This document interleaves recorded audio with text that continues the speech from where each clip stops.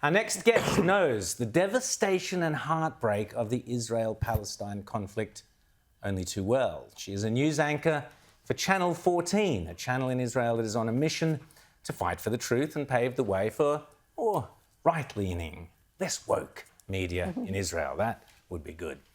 She joins us now here, Lital Shemesh. Lital, welcome to Outsiders, and more importantly, welcome to Australia. Great. Thank you so much. To have you here. Thank you for having me. Oh, it's our pleasure. Now, let's start with something that's not all that pleasurable, which is a month ago your uncle and your son, and his son, were murdered by Palestinian terrorists in Judea and Samaria.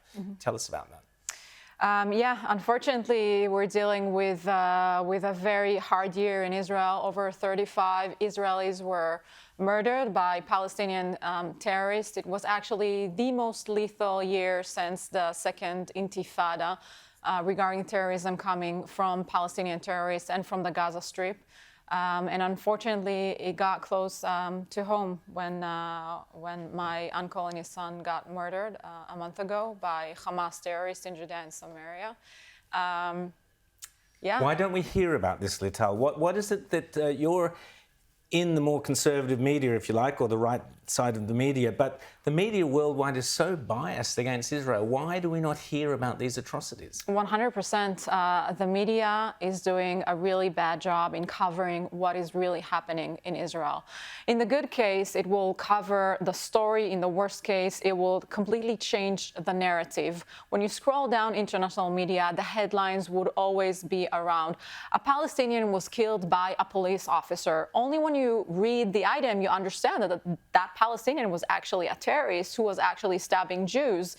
And most of the people are not really well informed on what is going on. They just read headlines and they're not really getting the true picture of what is really happening in Israel and what we are suffering from for so many years, for over 100 years, pure anti-Semitism coming from different sources, from the Palestinian Authority, who is actually paying money to families of terrorists, paying money to shaheeds, naming schools after names of terrorists, and doing whatever it can to create another generation who is hating Israel instead of just, teaching their kids peace, teaching their kids how to live side by side with their neighbors. They have a pay-for-slay method. The more you kill, the more you're getting paid, and it's just a shame. James. Just a shame.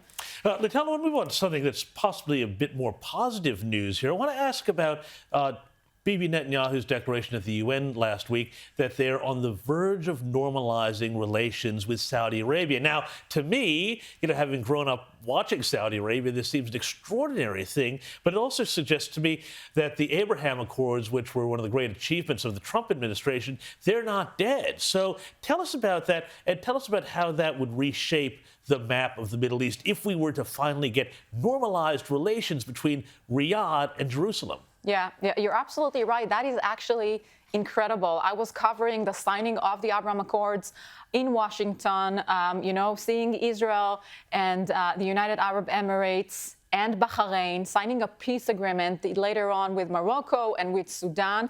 All these different Muslim countries who wants to get close to Israel, who actually says we have a joint interest in making this area flourish, in making this area be more successful, just putting aside the Palestinian issue, understanding that the way to peace is actually getting closer to Israel. And the news about Saudi Arabia signing a peace agreement, hopefully in the near future with Israel, is enormous. It's literally huge. You have to understand, obviously, there's also mutual interests, like we have a joint enemy where both countries are fighting Iran. Iran is the #1 terror funding country of the world. So we have a mutual interest in making peace flourish. And you have Israelis in the recent 2 years flying, vacationing in United Arab Emirates, in Dubai, in Abu Dhabi. It's amazing. It's amazing to see. I was just on a flight. We stopped in Abu Dhabi and up on the board with the flights to Tel Aviv, which was inconceivable before. And can I just ask furthermore on that Iran thing, then, what is the reaction in Israel to Biden unfreezing billions of dollars for Tehran?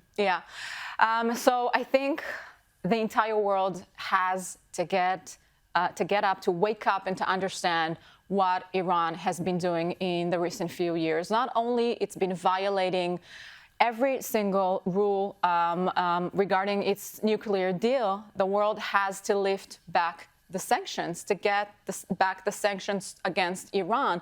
The poor Iranian people are demonstrating in the streets, calling for freedom, calling for equal right, calling for women's rights, and the world is just keeping one eye blind and not seeing what is happening. So I think both the U.S. administration and the entire world needs to understand that Iran is funding terrorism, billions of dollars each year for Iran's proxies all over the world, from Hezbollah in Lebanon, and you name it, and Hamas. This has to stop. It just literally has to stop. Liz? Do you believe that the US government doesn't already know that, though? Or do you think they genuinely don't know that? I think the U.S. government is aware of that. I just think they have a different approach in how to deal with Iranian terrorism. Because when Trump was in power, Trump immediately lifted back the sanctions against Iran, immediately moved the embassy to Jerusalem. His method was, we're going to be strong. And we're going to be strong against world terrorism. And I think Biden has a completely different approach of thinking that if he will sit down and negotiate, the Iranians will conceal. But at the end of the day, the Iranians time and again are just not obeying the rules, not obeying the nuclear rules and doing whatever they want. Lital, we've got a clip here of Bibi Netanyahu speaking at the UN. Just have a quick look at this. Above all, Iran must face a credible nuclear threat. As long as I'm Prime Minister of Israel, I will do everything in my power to prevent Iran from getting nuclear weapons. So, Lital, this backs up what you're saying. Now, Netanyahu then, this was last week, walked away a little bit from that nuclear idea. But what's the fear like in Israel? I mean, we mentioned, your uncle and his son. Ultimately, the Palestinian money is funded, if not by Western democracies, by Iran. Yeah. How realistic are people in Israel about the threat of Iran? Mm-hmm. It's real. At the moment, it's our biggest threat, but it's not just the Iranian nuclear threats. It's also Iran transferring billions of dollars to Hezbollah up north, sending rockets up north to Lebanon, literally threatening Israel in a variety of ways. Luckily, we have the strongest army in the world. We can defend ourselves, but fighting for Israel means fighting for democracy, fighting for Western democracies. And time and again, I feel like the world is completely misunderstanding between good and bad, between people who are reaching their hand again and again for peace, and another entity, the Palestinian Authority, who is actually teaching their kids to hate Jews, and the world, as you were saying, it's not just Iran transferring money, it's European governments, it's US government transferring money without monitoring where that money is going, what it's being used for, and the world just really needs to wake up. Lital Shmesh, so good to have you here on Outsiders. I hope we'll have you again. Enjoy your time in Australia. And please just say Hezbollah one more time. It's so good. Hezbollah. Fantastic. There you go. Have a great time in Australia. Thanks so much.